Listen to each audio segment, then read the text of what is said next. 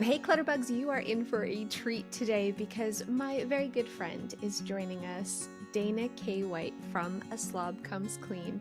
I'm such a huge fan of her, but she's also someone that I consider a very good friend. She is a YouTuber, a blogger, an author of multiple best-selling books, and just honestly the most relatable, kindest person you'll ever meet. So please welcome my friend, Dana.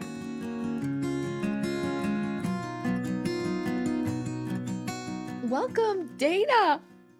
Yay! I'm so excited to be here. I'm excited to have you. We were just talking before I hit record about the fact that I assumed we had done many podcasts in the past because we do this so often as Yes, part of Take Your House Back. exactly. Exactly. Yeah. How has this never happened before? Well, Dana, this is so exciting. I'm going to tell you, I followed you without realizing who you were years and years ago when I was in my slob, just the beginning of it, but you called yourself Noni. hmm And Yeah. now and now you're like this expert. You got a new book coming out. You already a book What in that the just world? released. You have Yeah. like best-selling books on this. And Thank you. back in the day, babe, you were struggling just like I was. Oh my goodness. I had no intention of this being the thing I was going to teach.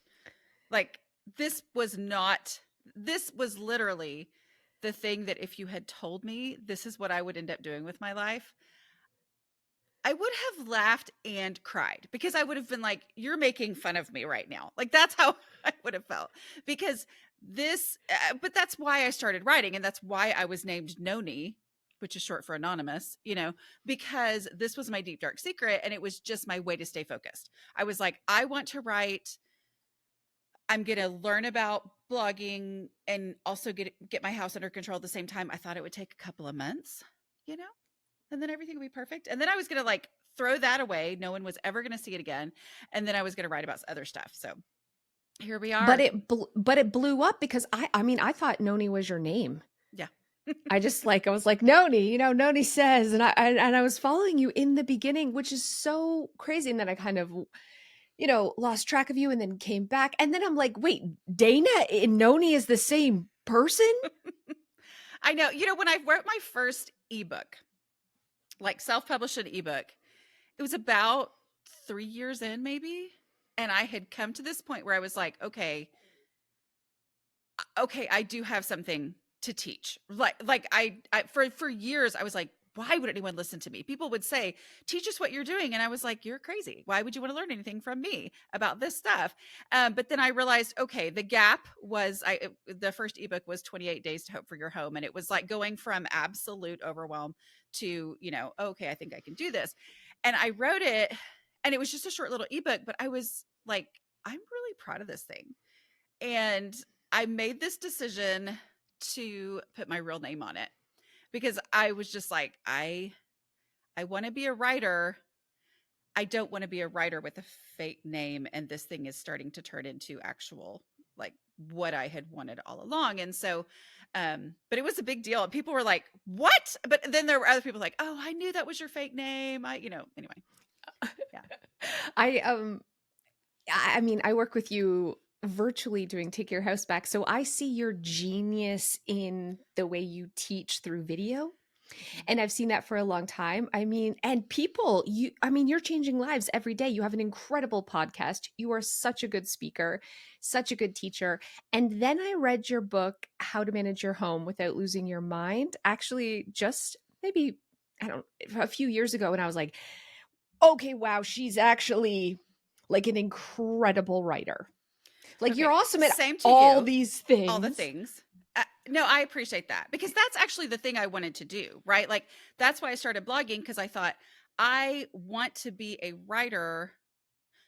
I have no idea how to go about making that happen. And then blogs came onto the scene, and I Mm. was like, well, surely that would at least possibly lead to writing. And I enjoy the other stuff, but no, my heart is in the writing for sure. I mean, I can tell because I read a lot of self-help books and I read a lot of books on decluttering and organization because I'm always looking for something new, Mhm. and your books are different. Your books like feel like it gets right through the fluff to the actual good stuff, and I feel like I'm just with a friend and I'm motivated, but I actually have the steps to make it happen. So I want to talk about your new book, but I also want to talk about how to manage your home without losing your Yeah. mind. And I think this core thing that you bring that is so life changing is like the no mess method. Mhm. And I know all of my listeners have probably are know all about this, but if you could just break it down again, Yeah. because we were both there in the drowning depths, Yeah. and you have a way of giving a path out like no one else. Yeah, I think that's because in the beginning I wasn't teaching and I really was just figuring it out. And I think because of the unique thing and time that we were living in of blogging, where you were like writing something and getting immediate feedback. You know, once people started reading it. Nobody I knew, because I didn't tell anybody I knew that I was doing this. But you get this feedback. And so I would write about what I was doing that if I had been doing that in my home, like secretly on my own, so many of the things that I figured out were really just like, oh my word, how did I not know this? It's so obvious once I figured it out, right? Like it just feels so, I don't come up with new stuff. I just explain things in a way that makes sense to the person like me who did not understand how other people were keeping their houses under control, right? And so, because I was writing about my discoveries in real time, anonymously, not thinking it was going to go anywhere, I was no plans with it. People were able to say, oh, I didn't know that either. And so that's where I come in as like, I'm willing to say these things that the people who this stuff is natural to are like, seriously? Who doesn't know that? I mean, like, and they will actually say that, you know, but I know I didn't know it. And I know that there are a lot of people who don't know these things. And so I'm like, I'm going to say it. I'm just going to say it. So anyway, the no mess method is just ultimately it's the method I figured out as I got rid of literal truckloads out of my home. Um, and so the reality is that I thought you had to pull everything out to declutter because that's what everybody said you had to do. And I would do that. I would pull everything out. I would look at the empty space and go, that looks amazing empty, right? And then I would turn around and all the stuff I had just pulled out was in piles and spread out all over the hallway. And I was like, whoa, and it would shut me down. Or life would happen and I would not realize I had stepped away. And then I regretted decluttering because I was like, every time I try to declutter, I end up making a bigger mess. And it also made, and you and I, we hear this from people too, right? Like it made the people in my house nervous when Mhm. mama decided to start decluttering because it was like, well, here we go into weeks, if not months of chaos of, you know, we were barely kind of making it before because things were shoved in places, but now they're spread out everywhere and we can't even survive here, you know? So anyway, I just basically it comes down to do the easy stuff first, which I have broken down into 3 steps, which is first start with the trash. And when I say trash, I mean actual trash. I don't have to decide that it's trash. It's just like literally looking for it. Even if there's no trash, there's always trash. But even This if is there's, what people, I gotta say, people always say, I don't have any trash. Can we give examples of trash? yeah, I mean, like, okay, so we're just going to give examples, not say that they're delusional, but I mean, it's so normal to assume that you don't have any trash. And I'm like, that's why I always say, even if you don't have trash, look for trash. Because Yeah. even if you don't have any, you always will, but even if you didn't, you would still have the value of looking for trash because you're getting started and you're starting to see what you're dealing with. It's no longer the unknown. But okay, so examples of trash would be uh empty Ziploc bag from Yeah. the you know, you packed up your lotions to take on the airplane and then you unpacked those things and then you know, you've put your things out and somehow the Ziploc bag is stuck in the drawer somewhere. Or packaging, oh my goodness, packaging, you know, Empty like boxes. yes, so many empty boxes. Honestly, a lot of times it's the broken stuff, right? Where baby in the moment when it broke, I had this idea that sometimes I'm offended that it broke. and I don't want to face that reality, like I'm like, oh my word. And so I just kind of ignore it. But when I go in looking for trash, I realize, oh yeah, that's broken. Like it's just been Yeah. invisible to me for the last 6 months, a year, whatever, like it's just been invisible. Now that I'm purposefully looking for trash, I see it. So the Yeah. second step is just easy stuff. Trash is the easiest of the easy stuff. Easy stuff is anything that I do already know what to do with it. Like I don't have to make a decision. I don't have to analyze anything. It's just literally, oh, and then what I'm doing is I am reducing the overall volume of mess. With everything that leaves, it's a little less overwhelming to me and I'm making real progress. I'm also dealing with one item at a time. So when I get distracted, when life happens and I stop, it's okay because the space is better. I haven't made that bigger mess, right? So I take things to their already established homes, and then that's the easy stuff. And then third is obvious donations. I call it donations, but people like to think that that stands for something. And I'm like, no, I mean, it's literally what I say to myself, like, duh, why I'm from the 80s, right? Like, why is it that I even have this thing? Of course, I'm going to donate it. And I just do that as a step because I want to get as much out of this space immediately with no Mhm. emotional energy used, And right? Like, yeah, yes, I love that because I also feel like those 3 things are so easy. They're not emotional at all, but they get the ball rolling. And I always find trash yes, every time I do this. And there's always things that have to go back into obvious homes. But I also always find like, duh, clutter too. Like yeah, my kids grow fast. You have a pair of shoes that your kids outgrew 2 summers ago. Duh. Why is that right. there? Right. But if I'm not being purposeful about looking for it, Yes. then it just kind of continues to live and it feels like it's supposed to be there because I'm not consciously thinking of it. Some people can just combine all this into one step. I needed that to be 3 separate steps because it keeps me on track. Like it gives me the thing to do. Because what happens to me is I look at a space and I go, and I just shut down. So having steps Mm. to always start with the trash, always look for easy stuff, always see if there's any obvious donations. That gives me the thing to do that keeps me from shutting down, right? So then I have my 2 decluttering questions because I know there are lists of lots of decluttering questions, but I had so much stuff in my house that I had to boil it down. And I found that if I would ask myself, if I needed this item, where would I look for it first? Okay, now to be clear,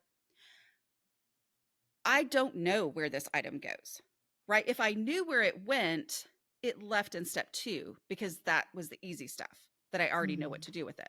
So this is literally for those things, which I mean, you hear this all the time. I know because we hear it together all the time.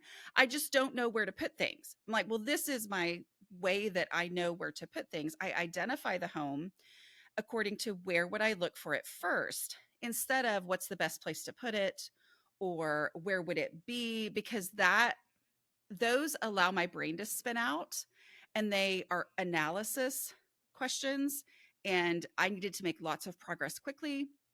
So I just go with the instinct of like, where is the actual place where I would look for it first? It also helped me. Go ahead. No, which is not the pile though. No, no, no, never, never, never. But the reality is that this helped me accept how we function in my house, right? Because before, when I was trying to think of the best place for something to go, I was not good at this stuff. So I had no confidence in establishing the very best place. And, but how many times did I try to do that and then end up in that situation where people say, I got organized and now I can't find anything, which is the opposite of being organized, right? So this was the way for me to go ahead and say, you know what, if this is where we look for it, that's where it needs to go. Now, like you said, not in the pile, because a lot of times people are like, well, I would look for my hammer on the coffee table and I don't want to look for it there. I'm like, yeah, yeah. Well, the goal is that the coffee table be clear, right? So if the coffee table was clear, where would I look for this item first? And then I go with that. Um, But yeah, and then if I can't answer that, I have to be honest with myself, ask my second question. If I needed this, would it occur to me that I already had one? Because I didn't have a place where I would look for it. And that one's hard because now I have it in my hand and I know it's here.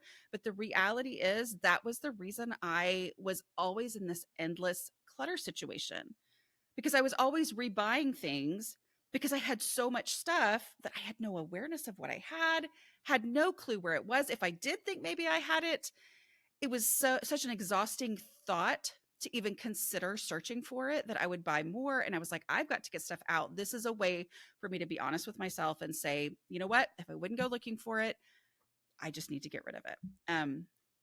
Yeah. And then the last step is the container concept, which is was transformational for me. It's the thing that organized people are born knowing, and I had no idea. And that is that space is finite. It doesn't just grow, because, which is one of the reasons I love working with you, right? Like, you are the queen of organization that actually works for people.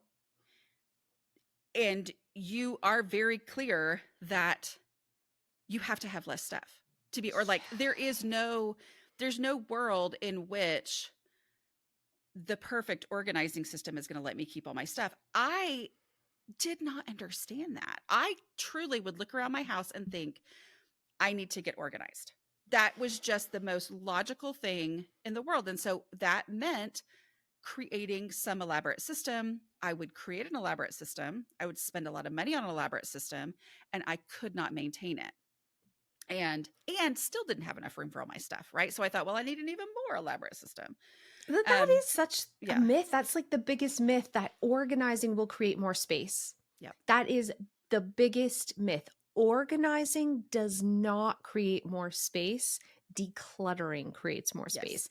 Yes. And oftentimes, organizing takes up more space Absolutely. because you're giving things like homes that are separate from other things. You can cram 5 pounds into a 2-pound bag if you're shoving, but if you're putting it neatly, Yeah. you got 2 pounds. You can put 2 pounds worth of stuff in there. And so that's something that I think is a really big misconception, that people think they can just go to the store and buy a bunch of bins and stack them and magically everything's going to fit. And that is never, ever the case. Well, and then people have wasted money and time. Exactly. And that's what I did historically. That was the reason every time I tried to get my house under control, it never actually worked. It was because I wasn't focusing on decluttering. And the beauty was, once I actually thought I was giving up by saying, okay, I don't even have it in me to get organized right now. I'm just going to declutter. That was my turning point right there, was just the getting stuff out of my house. Because the minute I started getting rid of things, immediately my house started to be easier for me to handle. Right. And I got to the point where I realized, oh, decluttering is actually the answer for me.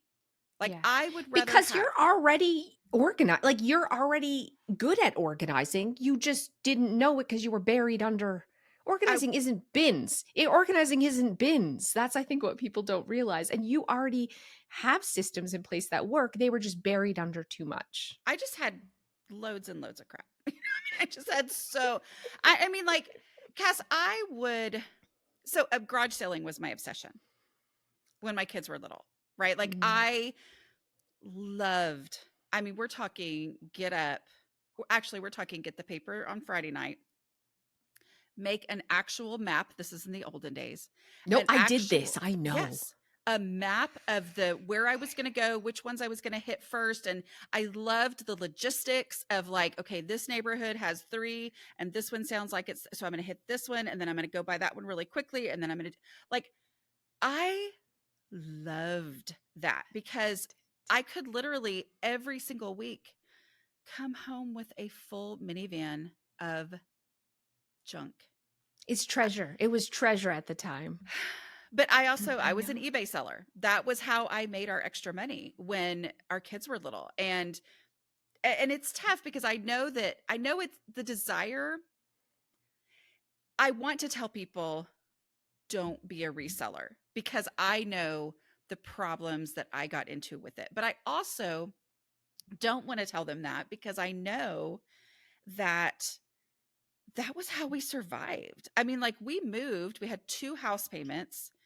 We were renting a house, we were still paying our house payment back here, and we had no extra money. I mean, like literally I would sell things on eBay that I bought at garage sales, and I would be excited if I made $40 a week. If I could make $40 a week, of course this is also 20 something years ago, right? But $40 a week meant that since our kids were babies, they could eat off of our plate, and we could go to Chili's on Friday night, and we could pick up like something super basic with no drinks, fast food on Sunday. And like that was all we had. That was it. Like that was our Yeah. only fun money that existed. And so I get it, but I also But I'm gonna challenge and uh-huh. say, how much were you spending at the garage sale on Oh, stuff that you didn't sell, and were you actually making a profit in the end? Because I I did the same thing. I think I was paying attention to the money, but the real problem was my house. Like it completely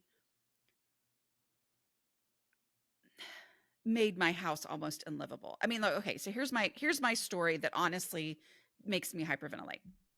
We moved. We were living in a rent house, which was plenty big, but at the time it felt so small. Right now, knowing what I know about space and stuff, and there being limits to space and all that, it would have been different. But um, I was pregnant when we moved in. I didn't know it, and my daughter was born while we lived in that rent house, and I was already resentful of the fact that we were still living there, because our house had sold. And at the same time our house sold, every single house in the small town we'd moved to sold. And so we didn't have any place we could move into.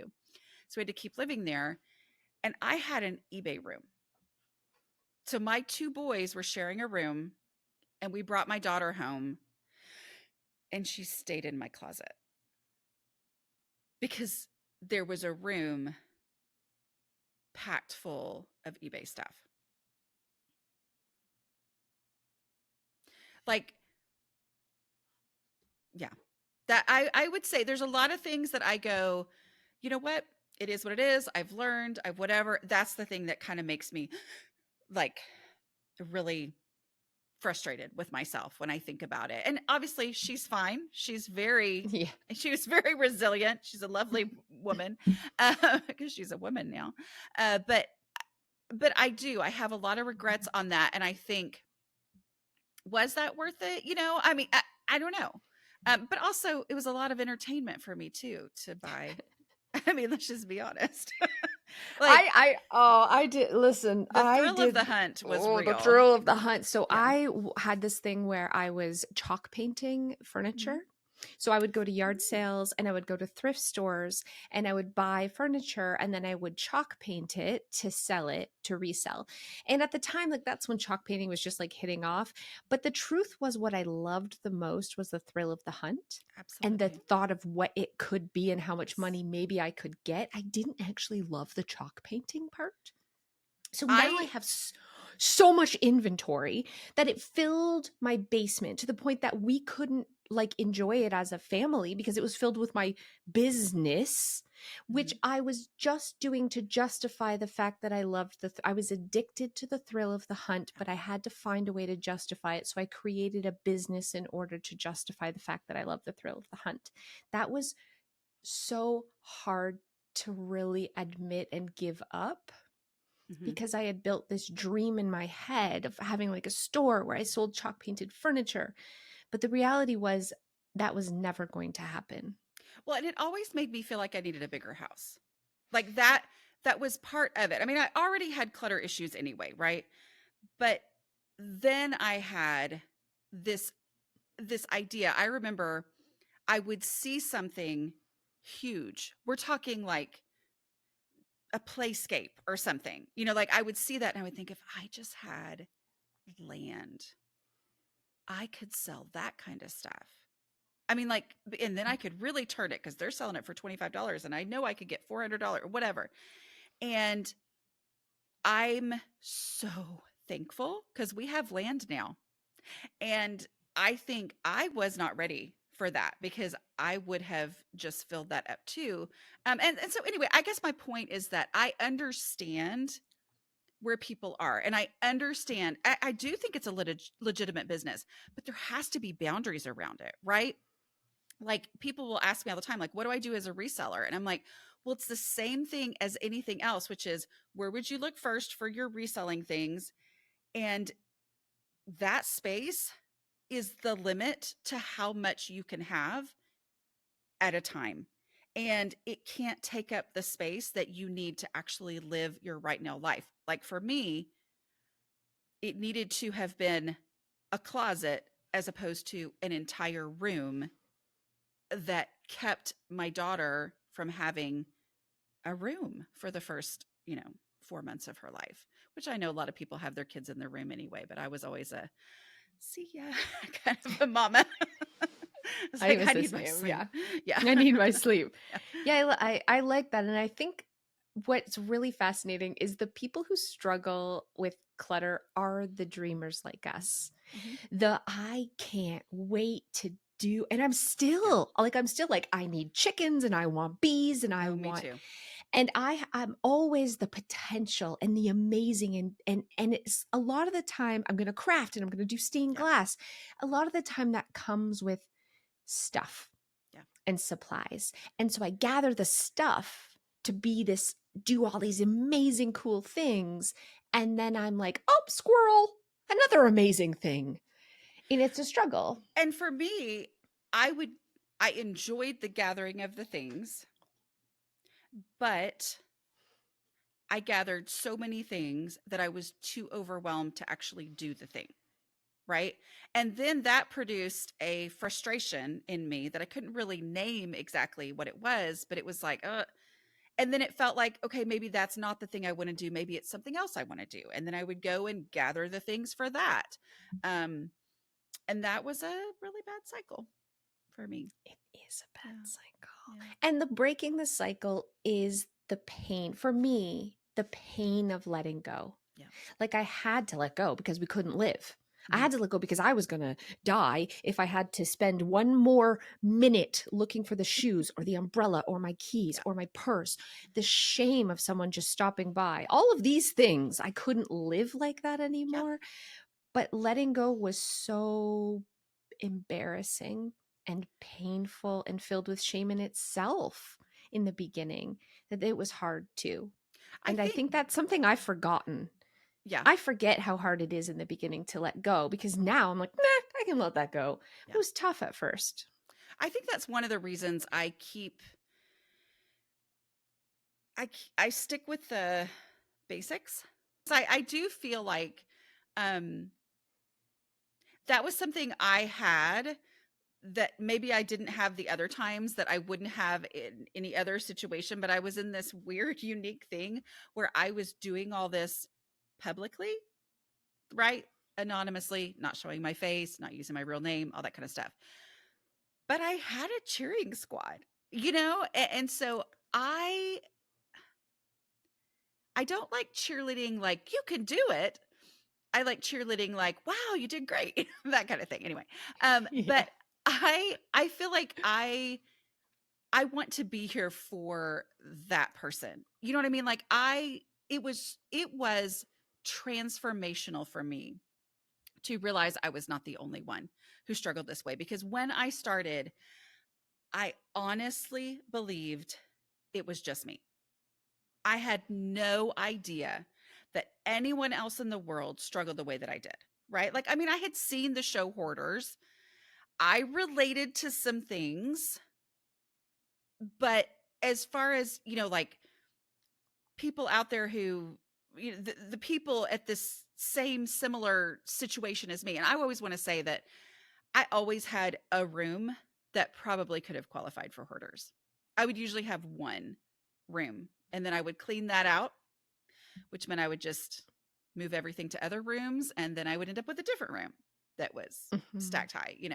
Um, but that's one of the reasons why I stick to the down and dirty, is that I'm like, people need to know that they are not alone. And that there's hope. So we're not like, yay, we're not alone, let's wallow. No, it's like, you're not alone. We absolutely get it. That's why I think working with you and with Dawn, there's so much power in that, because we all came from this position of being completely overwhelmed and just, things being out of control, that we can, speak from that perspective. But I feel like I'm the poster child for the person that this stuff is not natural for. And um I'm okay with that, because I needed that.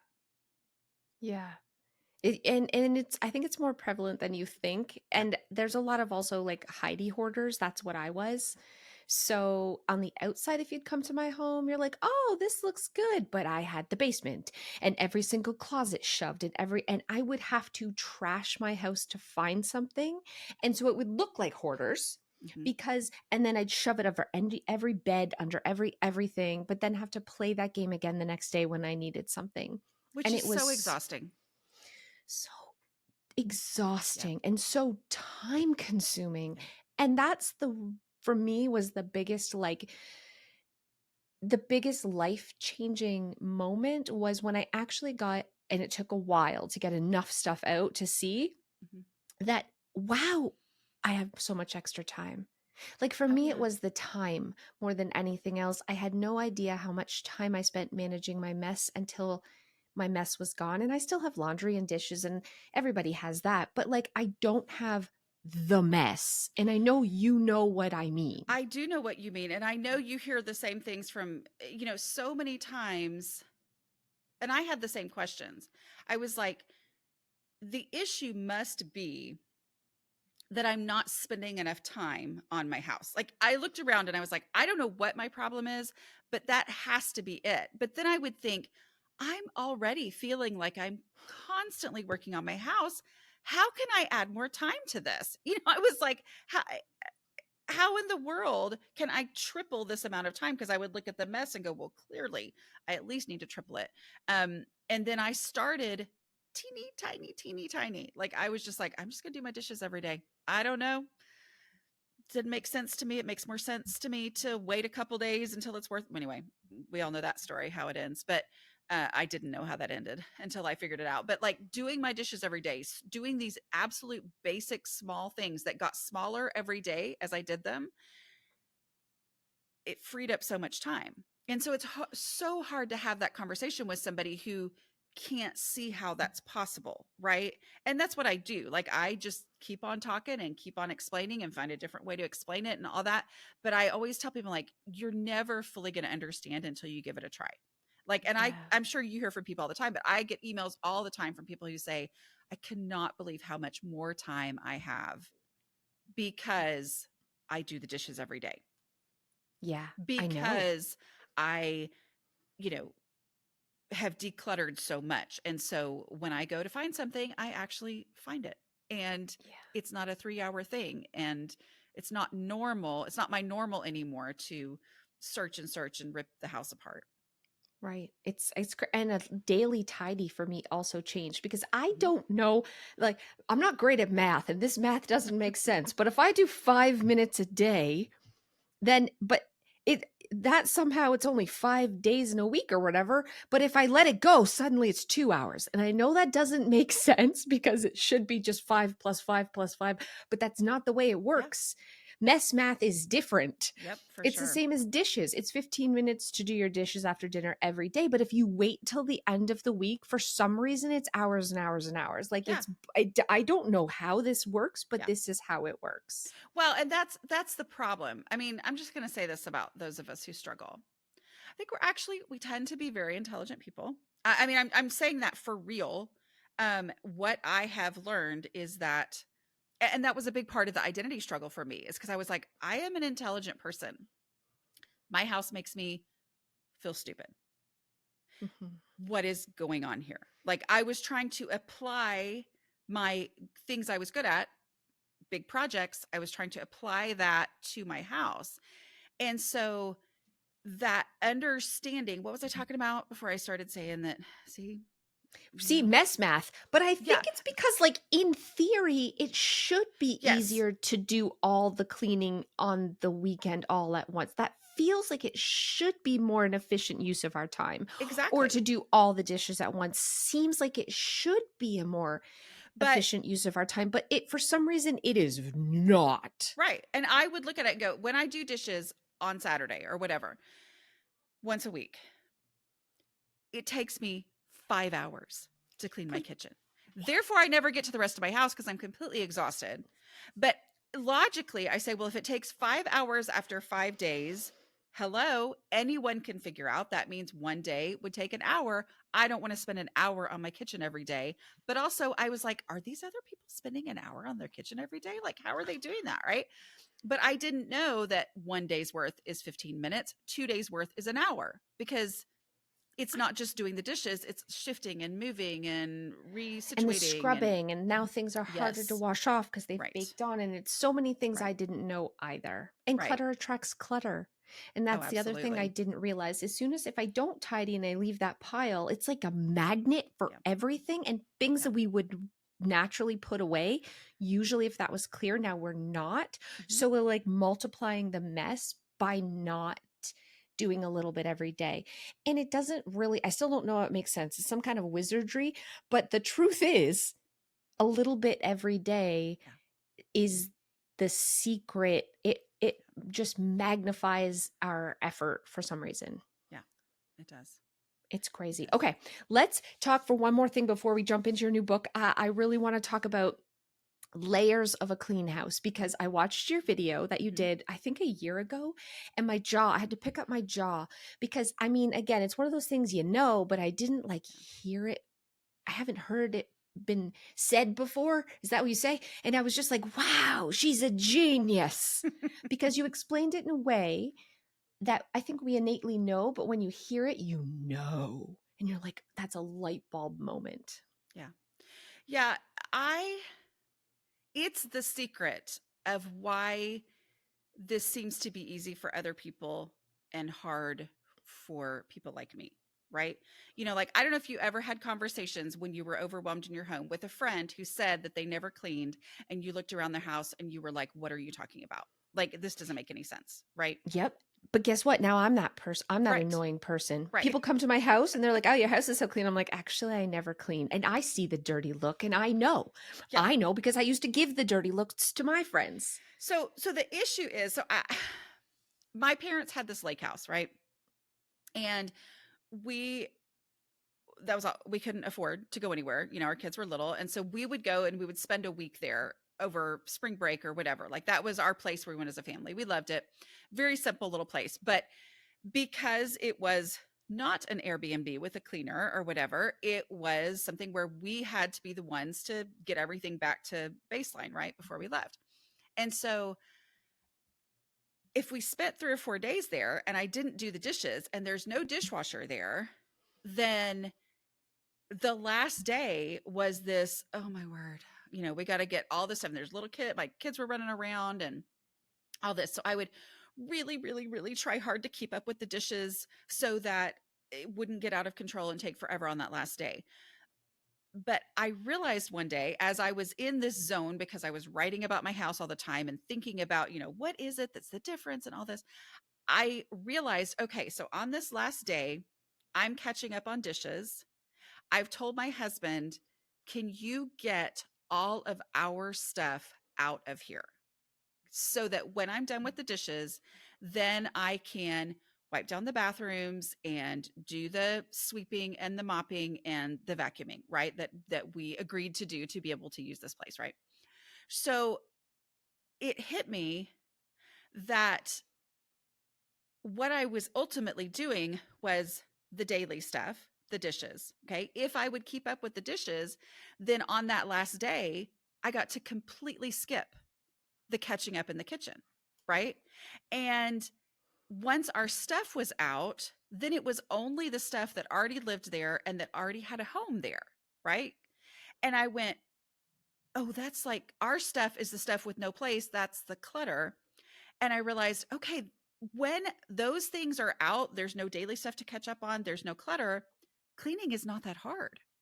Mhm. And it hit me that there are layers to a clean house. And the first layer is the daily stuff. And if I don't do the daily things daily, then cleaning the house, the first step is to catch up on the daily stuff. And it's generally when I would think I needed to clean my house, all I did was catch up on stuff that should have been done daily. Right. And so I was picking up so many random things that were out of place. I was, catching up on 5 hours worth of dishes, cleaning the whole entire kitchen. Picking up the dirty clothes off the floor. Right. All of those things. It hit me that that was that first layer. And if I did those daily and I didn't have to do those, I could skip ahead. And then the second layer is the clutter. It's the stuff that has no place to go. So when I need to clean, I have to shift all these things around. I have to move things. I have to get things out of the way to actually be able to clean. And I realized, because I had been working on my house, because I had been working on daily stuff, because I had been working on clutter, that if I will keep up with daily things, and if I will declutter to the point where everything in my home actually has a place to go, then when it's time to clean, all I have to do is clean. And that is the way that I can now volunteer to host at the very last minute, where it used to take me 2 weeks to be ready to let people in my front door. Because the first week I spent decluttering, which was shoving everything in my bedroom where I could lock the door. And then my husband would always be like, "Why is our door locked?"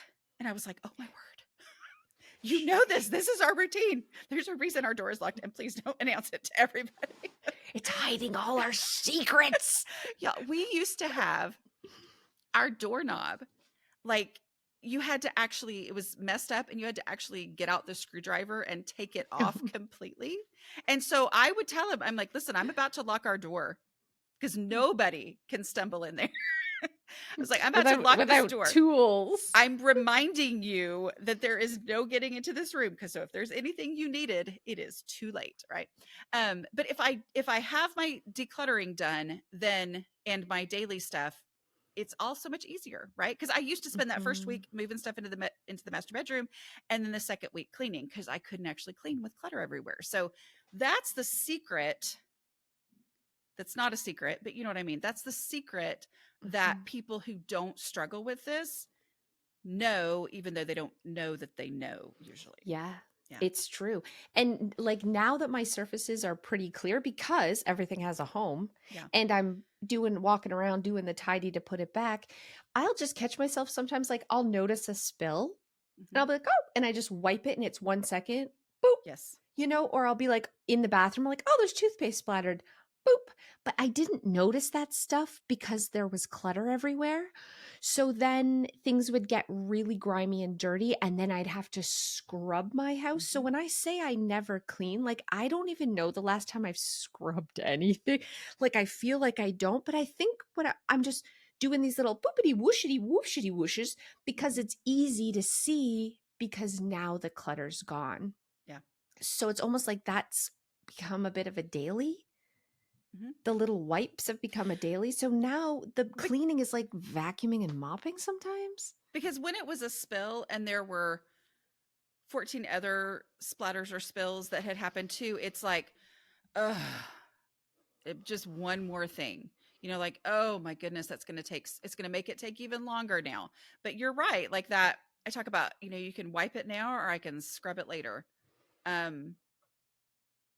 But I couldn't see that when the surfaces were covered in stuff. Yeah.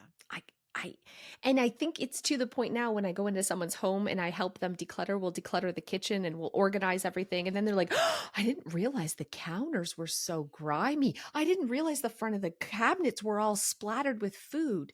You don't see that when all you see is the piles. You're just like, so it's almost like your brain is so overstimulated with everything that it's like filtering out things just for your own survival. Yeah. And so, yeah, you're just seeing the big stuff and you're like not noticing all the little things. And when that's all gone, you're like, "Oh," and you wipe and you wipe. And you're like, "Why does my house feel so clean?" Yeah. It's crazy. It's crazy. It's because the clutter's gone. Okay. Thank you. This is amazing. Tell me about your new book, Jesus Doesn't Care About Did you Your say my Messy nude House. book? I said you're new. Is it nude? Let's go.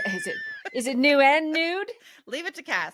No, yeah, so it's called Jesus Doesn't Care About Your Messy House. It's my first Christian book. My other 3 books do not have any Christian content, and then this book kind of explains why. But yeah, this book is really a lot about the identity piece of things. The reality that I thought this was a spiritual failing, that I Ah. struggled in this way. Um, Is that because the godliness is cleanliness? I yeah. think I'm butchering that, but I've heard this. Yes. So there's this saying, cleanliness is next to godliness, which I knew That's was it. not in the Bible, right? Like I knew that most people are, it's one of those things they like to spout off like, oh, this sounds like it's in the Bible, but it's not. But it felt like it was a spiritual principle, right? And if you Google, is cleanliness next to godliness in the Bible, the answers are all like, no, but, and then they would give this Ah, like idea. Well, most of them would mention, no, it's not technically in the Bible, but the idea is there. And then they would talk about the Proverbs 31 woman, which you may have no idea what that is, but it's no, but I'm basically, so interested.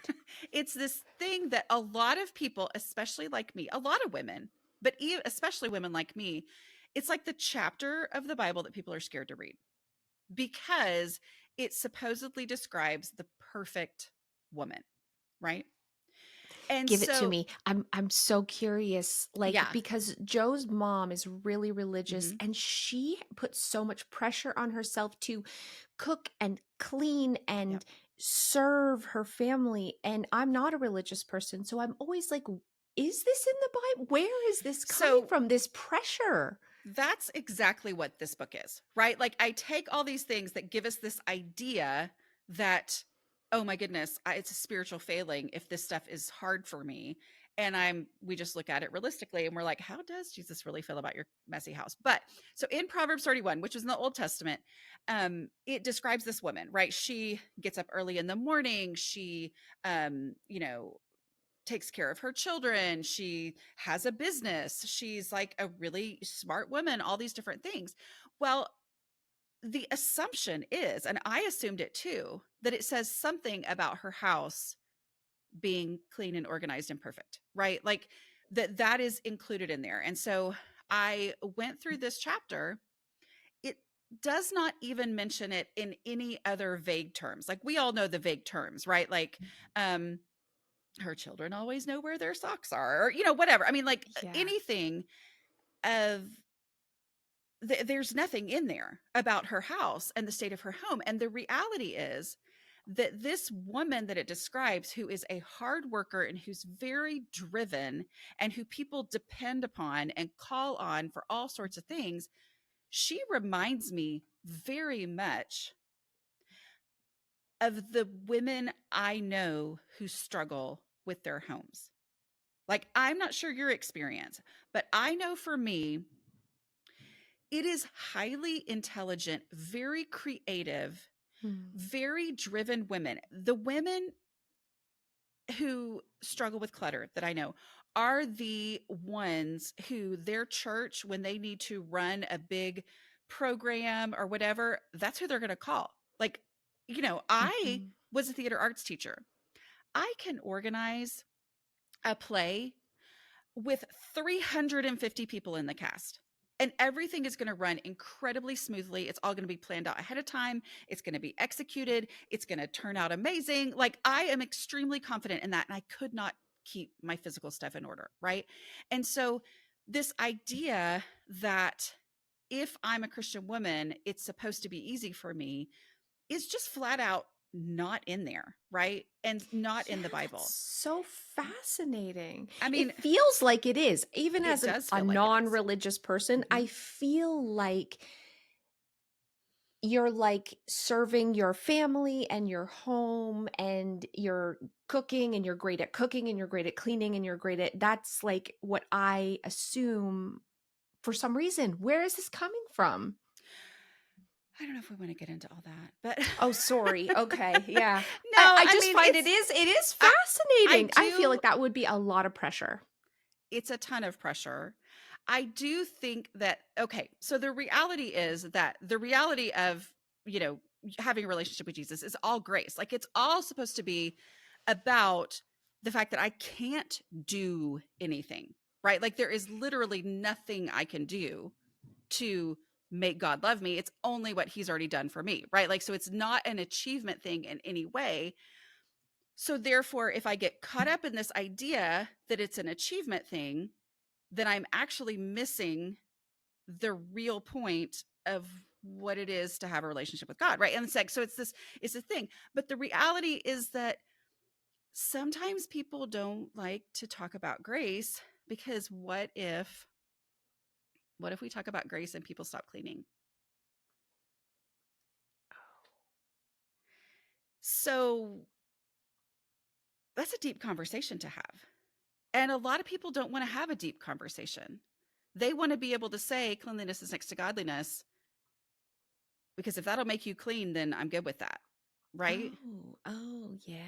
It's like keeping women in this role. Ooh, are we going there? I don't know. I don't know if we want to go there or not.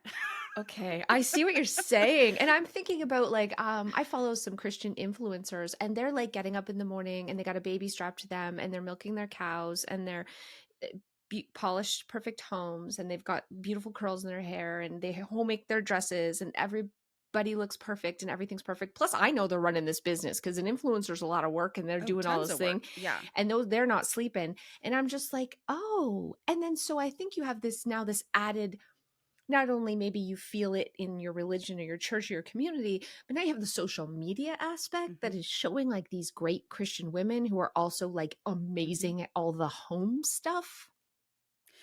Yeah. That's the point. This is a deep conversation. So in the Christian world, we call it discipleship, right? Like, it's supposed to be a relationship where we walk alongside one another through life, dealing with the actual things that life throws us and bringing our faith into that, right? Like, whatever, whatever, everybody has a struggle. Everybody has a weakness. There is an idea that as Christians, we're supposed to present a perfect picture of what Mm. it means to be a Christian. And actually, in reality, that's the opposite of what we need to do. Because again, there's nothing I can do to please God. It is only what he's already done, right? And then that changes everything for me, because that removes all of that pressure. And when I understand that, I get to rest in the grace. Now, I feel like I am in a unique position to specifically tackle this topic. I mean, really, it's a book about grace, using this topic as my example of how we explore that grace, right? But I'm in a unique position because you can't accuse me of saying that it doesn't matter what your house looks like, right? Mm. Because I've written 3 books about how to get your house under control. Mhm. And so if I had started out and this was my first book, there could be a lot of misconception that she's saying live in filth. I'm not saying Mhm. that. What I'm saying is that the way people try to be helpful by spouting off quick phrases like cleanliness is next to godliness, which is actually untrue and pretty dangerous spiritually, is not helpful. No. And the Shame isn't only motivating. Shame never, isn't never motivating. And shame is never inspiring. And shame right? never gets any real No. change. And the way, as a Christian, my shame is removed because of my relationship with God, right? And the lack of shame gives me the freedom to actually make progress. You know, Mhm. understanding I was not alone, understanding there were other people whose brains worked the way that mine did, helped me realize, oh, my brain is not a mistake. I just have to figure out what does work for me, right? And so that freedom to go, okay, I don't have to feel like a failure because what other people say is the only way to do this never worked for me. Now I'm free. Now I'm free to actually move forward. And it's also that reality of, a lot of people look at people who struggle in their homes and the assumption is they must not care. And Mhm. that is Yeah. incredibly hurtful to the person who's struggling. I cared so much that I cried literal tears on a regular basis. over my home and the things that it was keeping me from being able to do. Um, and so the hope for this book is that people will be seen and that I'll address this subject so that that shame is gone. That's the goal. I love that. Okay, let my listeners know where they can get your book. Yeah. All of my books are wherever books are sold. Just always put the K in my name. That's all. Yeah. If you put the K in there, you'll find Dana me. K. White. Dana K. If you White. just put in Dana White, there's this bald guy who runs the UFC, and that's not me. But yeah, That's not if you just Google Dana K. White books, you'll find it wherever. awesome. And go to A Slob Comes Clean. And I mean, just watch Dana everywhere. I follow you on all the places where you are, and you just continue to inspire me every day. And I'm so glad that I met you and that we worked together, because I was really, I'm still a little harsh. Like, what are you doing? Just put it in a bag. And you really showed, like, oh, I almost, like, I forgot to be gentle because it's so long ago. I forgot how hard it actually was in the beginning to put even trash in the trash sometimes. But the world needs both of us and Dawn, right? Like, I mean, like, seriously, like, I think that's what's, I'm so thankful for you because you are genius. I mean, things that you say, I'm like, what? Like, how does you just come up with amazing, practical, realistic ways to organize for people that acknowledges who they are? Like, that's all I wanted, right? I just wanted somebody to say, yeah, you are a little different than that, and that's Yeah. fine. And let's embrace that. So no, I think that I think that's why we make a great team, is just coming at it because different people need different things, and that's actually kind of the point, right? I love it. Yes. Okay, listeners, go order Dana's books, all of them. Just get all of them. They're all awesome. I'm going to put links in the show notes down below. And I think you should follow her on all the platforms, YouTube, Facebook, just everything. And thank you so much, Dana, for being here. I love it. And thank you to everyone at home. And we'll see you guys next time.